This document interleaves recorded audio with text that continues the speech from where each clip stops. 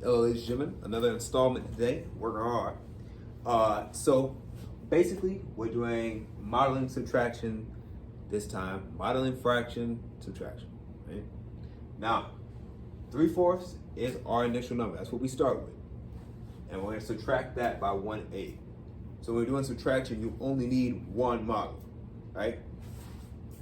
So I'm going to take a model. I'm going to draw one right here. All right, here's my model. My model, if I want to model this number, how many pieces does it need? In order to figure that out, I'm going to look at my denominator. My denominator says 4. So I want 4 equal pieces of that. So 1, 2, 3. All right, I got 4 pieces. Okay, so of those 4 pieces, how many of those 4 pieces are shaded in? That's where I go back and look at my numerator. So my numerator has 3 of them in there. So I'll go 1, 2, and 3.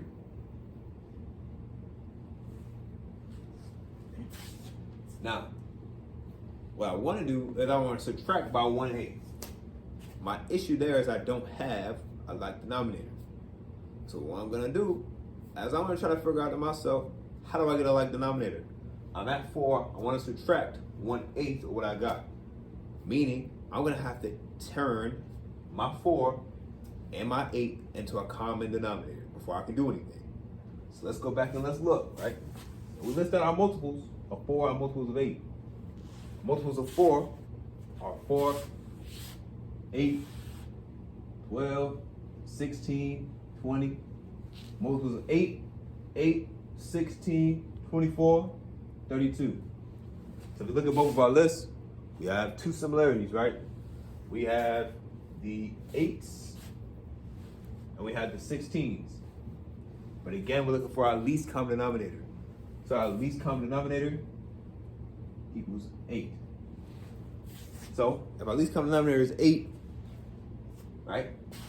So 1/8 it already has a denominator of 8, so I ain't gotta touch it, I ain't gotta change it, I ain't gotta fluff it around, twist it. I'm sorry, I was gonna do Missy Elliott. If some of the kids might not know, but I do. So basically, I want to make it 8. This one already has a denominator of 8, so I don't have to do anything. So the 4 needs to have 8 pieces in it. So what I'm going to do to end up changing that, I'm going to look back at what I had. So right now, I have 1 row times 4 columns. Okay. Well, how can I change that to give me 8? Well, I could add some more columns, or I could just add 1 more row. So if I add 1 more row, right there, I now have 2 rows times 4 columns. And 2 times 4 gives you 8 pieces. So now I have 8 pieces now. And of those 8 pieces, how many of those are now shaded in? 1, 2, 3, 4, 5, 6. So now I have 6 8s. But I still want to do something, right? I still want to get rid of one of those 8s. So down here, I'll bring down my subtraction. I'm still subtracting by 1/8. And in subtraction, all you gotta do is cross off one of the boxes. So I have 6 8s. I'm gonna take this box, cross it out, right? Give it a big X, a couple big X's. So now I only have 1, 2, 3, 4, 5 of those things shaded in.